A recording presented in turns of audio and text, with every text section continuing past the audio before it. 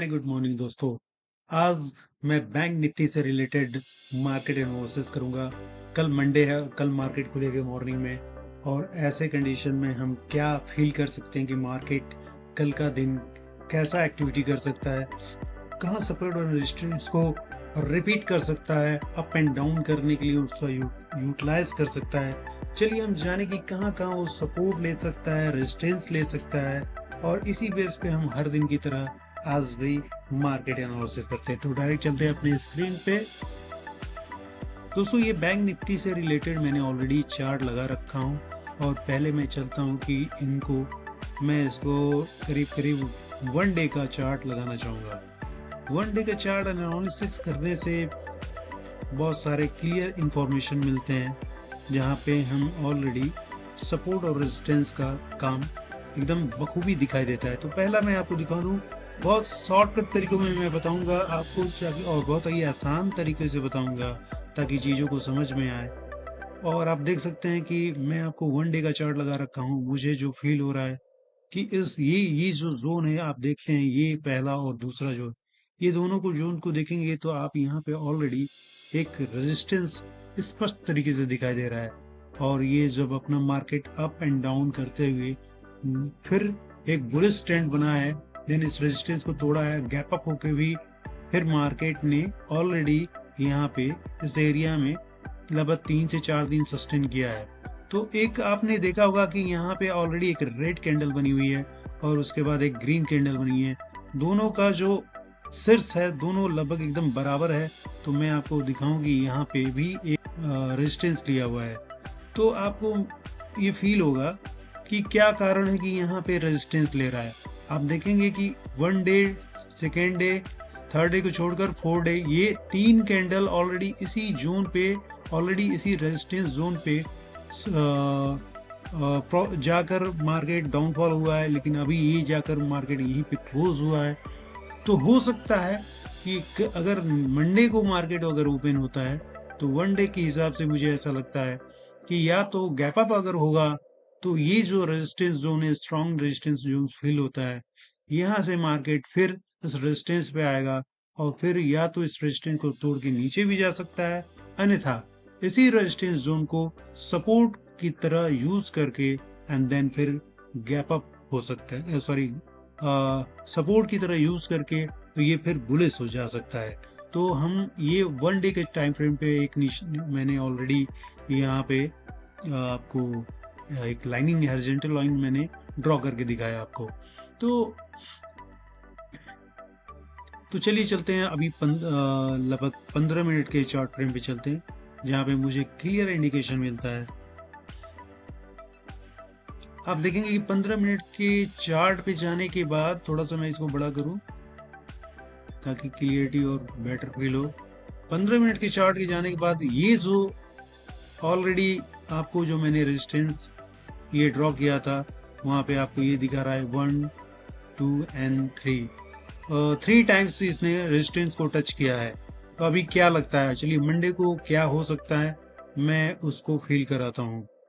उसके पहले मुझे ये भी, अक्सर मैं ये कहता हूँ कि अगर प्रीवियस डे पे, अगर प्रीवियस डे का जो भी सपोर्ट और रेजिस्टेंस बनता है, अगर वहां पे अगर हम लाइन को ड्रॉ करते हैं, तो जो नेक्स्ट डे मार्केट ओपन होता है वहां पे वो रेजिस्टेंस और सपोर्ट जोन जरूर वो काम करता है कहीं ना कहीं।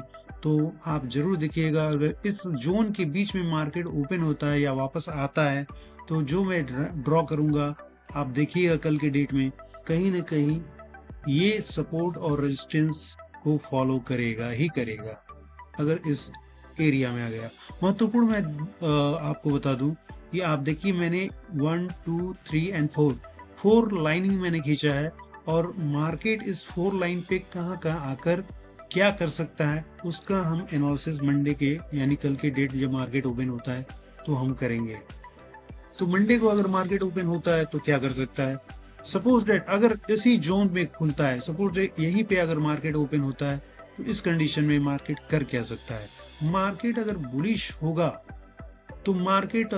होगा तो ये प्रीवियस डे पे अगर आप देखेंगे कि ऑलरेडी 3 टाइम जाकर मार्केट ने इस एरिया को टच करके नीचे आया है, हो सकता है मार्केट कल यहीं के नियरेस्ट अगर ओपन होता है तो इसको तुरंत ही टच करके डाउनफॉल होगा, क्योंकि स्ट्रांग है, हो सकता है न टूट पाए, न इस एरिया को तोड़ पाए, वो फौरन डाउनफॉल होगा। और यहाँ पे आते ही मैं आपको ड्रॉ करके दिखाऊं तो हो सकता है मार्केट इसी जोन में ओपन हो, और मार्केट इस जोन में ओपन होते ही एक फॉल करे, बहुत तेजी से फॉल करे।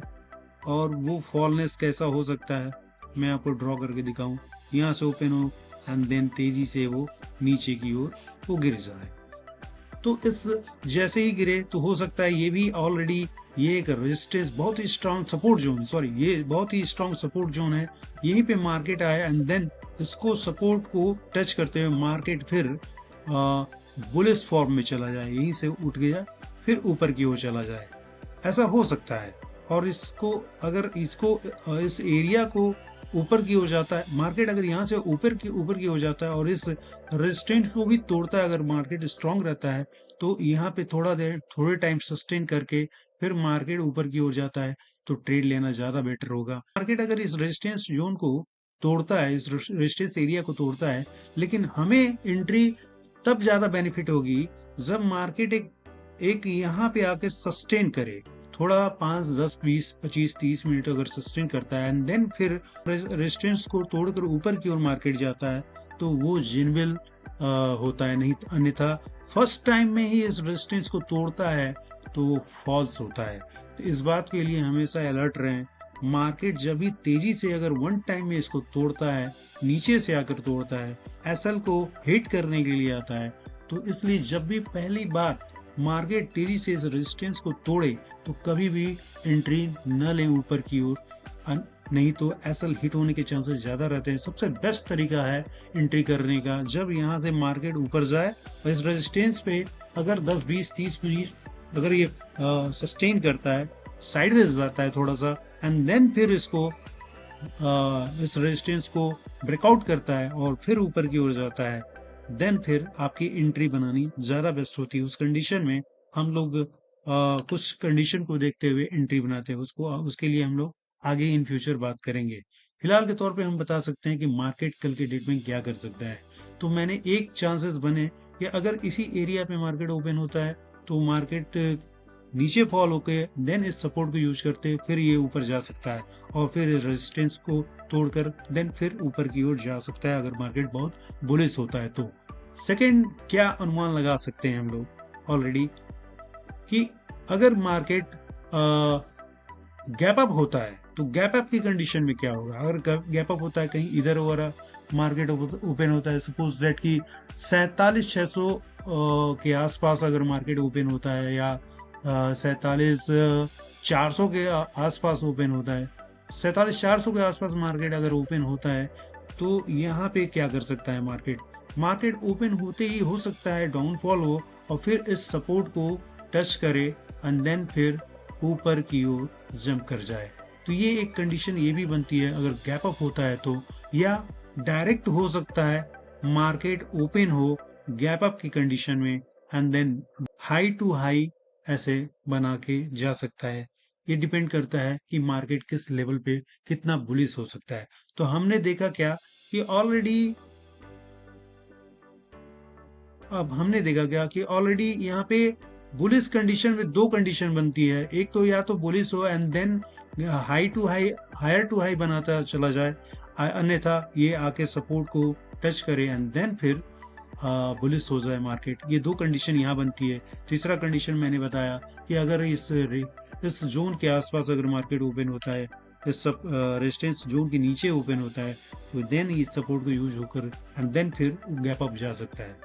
अन्यथा अगर एक और चांसेस बनते हैं यहाँ पे, अगर मार्केट सपोज दैट इस रेजिस्टेंस या इस सपोर्ट के नियरेस्ट अगर ओपन होता है और बेरिश की कंडीशन अगर बनाता है, तो बेरिश की कंडीशन में कर क्या सकता है मार्केट अगर बेरिश जाता है और इस जोन के आसपास ओपन होता है तो फिर यहाँ से ऑलरेडी इस सपोर्ट को टच करेगा एंड देन सपोर्ट को टच करते ही ये नीचे की ओर फॉल कर सकता है और नेक्स्ट इस लेवल तक आ सकता है मार्केट।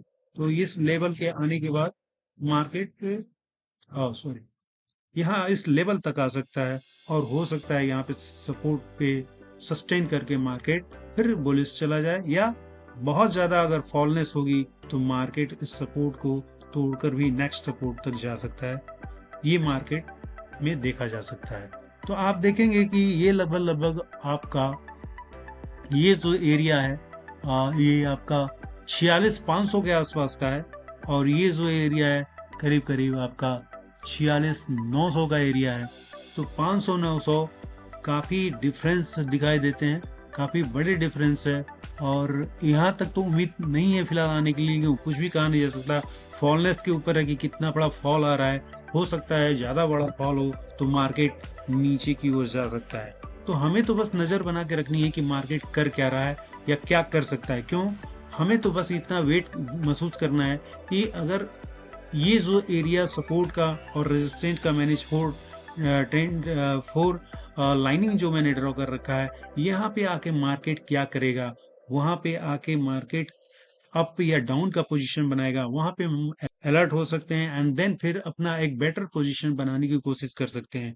सपोर्ट और रेजिस्टेंस अगर हमें क्लियर मालूम होता है तो देन उसका यूटिलाइज हम कर सकते हैं एक बेटर ट्रेड लेने के लिए या ट्रेड को इग्नोर करने के लिए। तो दोस्तों ये छोटा सा मैंने बैंक निफ्टी में एनालिसिस किया, और आपको ये कैसा रहा आज का एनालिसिस कमेंट में ज़रूर बताइएगा। चैनल को ज़रूर सब्सक्राइब कीजिएगा।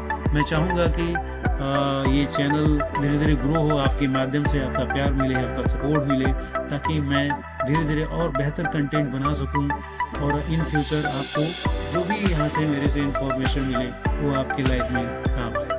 मेरा यही मकसद है कि हम खुद सीखें एंड देन सिखाएं भी।